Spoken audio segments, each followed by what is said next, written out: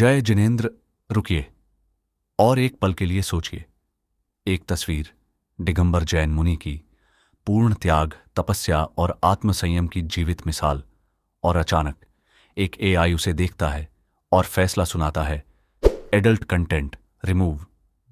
क्या यह सिर्फ एक गलती है या फिर यह हमारी संस्कृति के खिलाफ डिजिटल अन्याय है, जिस परंपरा के सामने भारत के प्रधानमंत्री नरेंद्र मोदी भी श्रद्धा से सिर झुकाते हैं? उसी परंपरा को एक एल्गोरिदम वायलेशन बता देता है।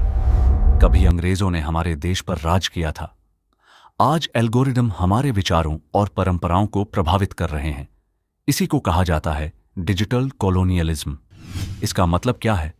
जब कोई विदेशी टेक्नोलॉजी या एआई सिस्टम आपकी संस्कृति को समझे बिना अपने नियम और सोच आप पर थोपने लगे, उसे डिजिटल कॉलोनियलिज्म कहते हैं।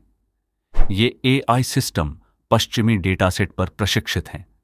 इन्हें जैन धर्म की गहराई समझाई ही नहीं गई, न तीर्थंकरों की दिव्यता, न आचार्यों का ज्ञान, न मुनि दीक्षा की पवित्रता और न ही विहार की तपस्या। इसलिए इनके लिए संयम भी वायोलेशन है और पवित्रता भी प्रॉब्लम। अब सवाल यह है, क्या टेक्नोलॉजी भारत को समझेगी या भारत को ही गलत बताती रहेगी? क्योंकि यह सिर्फ एक पोस्ट की बात नहीं है, यह हमारी संस्कृति, हमारी पहचान और हमारी अस्मिता का सवाल है। और एक आधुनिक विदेशी कंपनी का एल्गोरिदम, जब ये दोनों आमने सामने आए तो परिणाम क्या हुआ? भारत की आस्था को एडल्ट कंटेंट कह दिया गया। लेकिन इस बार कहानी अलग है, क्योंकि इस बार हम चुप नहीं रहेंगे।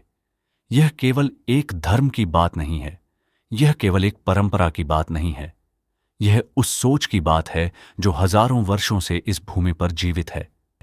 भगवान ऋषभदेव आदिनाथ से शुरू होकर 24 तीर्थंकरों की परंपरा ने इस संसार को एक अलग ही दृष्टि दी है। अहिंसा, सत्य, अपरिग्रह, ये केवल शब्द नहीं है, ये जीवन जीने का विज्ञान है। अब जरा समझिए, दिगंबर क्या है? दिगंबर दिक प्लस अंबर, यानी दिशाएं ही जिनका वस्त्र है। यह नग्नता नहीं है, यह वासना नहीं है, यह त्याग है, यह वैराग्य है, यह नॉन पोजेशन का सबसे उच्चतम रूप है। दिगंबर जैन मुनि कैसे जीवन जीते हैं? वे जमीन पर सोते हैं, दिन में केवल एक बार खड़े होकर भोजन ग्रहण करते हैं, नंगे पैर सैकड़ों किलोमीटर का विहार करते हैं। कोई गाड़ी नहीं, कोई बिजली नहीं, कोई सुविधा नहीं। और अक्सर विहार के दौरान उनके साथ श्रावक श्राविकाएं भी होते हैं, जो उनके दर्शन, वंदना और सेवा के भाव से जुड़े रहते हैं। यह एक जीवित परंपरा है जिसमें केवल एक व्यक्ति नहीं, पूरा समुदाय सहभागी होता है। अगर आज की भाषा में कहें तो ये धरती के सबसे सच्चे इको वॉरियर्स हैं। लेकिन अब समस्या शुरू होती है।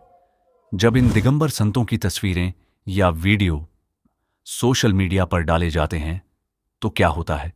उन्हें एडल्ट सेक्सुअल कंटेंट कहकर हटा दिया जाता है। सोचिए, एक ऐसी परंपरा जो वासना से परे है, उसे वासना के नाम पर प्रतिबंधित किया जा रहा है। यह केवल एक गलती नहीं है, यह एक कैटेगरी एरर है। एआई को शरीर दिखाई देता है, लेकिन आत्मा नहीं। मेटा और गूगल जैसे प्लेटफॉर्म्स के एआई मॉडल्स मुख्यतः पश्चिमी डेटा पर प्रशिक्षित हैं। उनके लिए नग्नता बराबर अश्लीलता। लेकिन भारत के संदर्भ में नग्नता का अर्थ हमेशा अश्लीलता नहीं होता। यह तप भी हो सकता है, यह त्याग भी हो सकता है, यह मोक्ष की ओर यात्रा भी हो सकती है। और सबसे बड़ी बात, यह समझ केवल किसी एक प्रतीक तक सीमित नहीं हो सकती। सिर्फ पिच्छी या कमंडल देखकर ही निर्णय लेना पर्याप्त नहीं है, क्योंकि कई बार मुनि विहार में होते हैं, कभी प्रवचन के दौरान होते हैं, कभी भक्तों के साथ चलते हुए दिखाई देते हैं, कभी किसी धार्मिक आयोजन का हिस्सा होते हैं। ऐसे में सही निर्णय लेने के लिए पूरे संदर्भ, कॉन्टेक्स्ट को समझना जरूरी है। वीडियो में क्या हो रहा है, उसका भाव क्या है, उसका उद्देश्य क्या है, यह सब समझे बिना सिर्फ दृश्य देखकर निर्णय लेना गलत होगा। यहीं पर असली समस्या है। एआई अभी कंसेप्चुअल अंडरस्टैंडिंग में कमजोर है। वह यह नहीं समझ पाता कि एक ही दृश्य अलग संदर्भ में पूरी तरह अलग अर्थ रख सकता है। अब एक सवाल, जब अन्य परंपराओं को कल्चरल कॉन्टेक्स्ट में अनुमति मिल सकती है, तो यहां यह समझ क्यों नहीं लागू होती?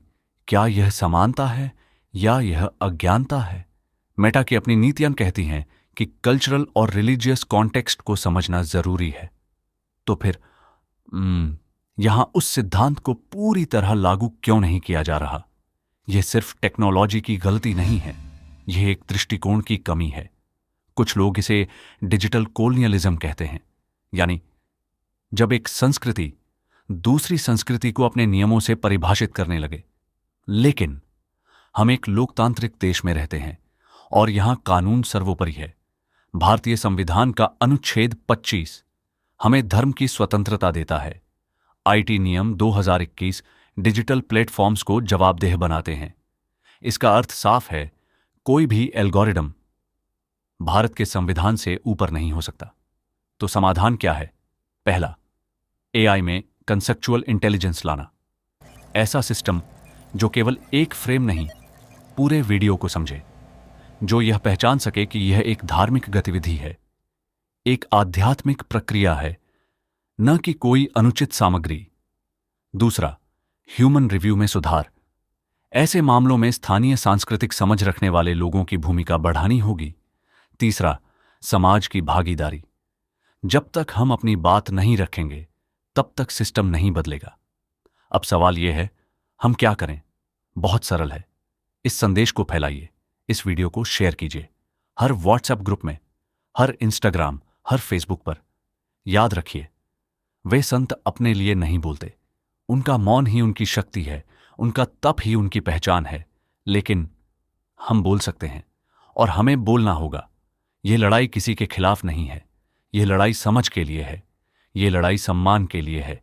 यह विरासत आज एक एल्गोरिदम के सामने खड़ी है, और अब निर्णय हमें लेना है, क्या हम इसे समझने देंगे या इसे गलत समझे जाने देंगे? अगर आप मानते हैं कि भारत की आध्यात्मिक विरासत का सम्मान होना चाहिए, तो इस आवाज का हिस्सा बनिए, क्योंकि यह लड़ाई सिर्फ आज की नहीं है, यह आने वाली पीढ़ियों के लिए है। जय जिनेंद्र। अहिंसा परमो धर्मः।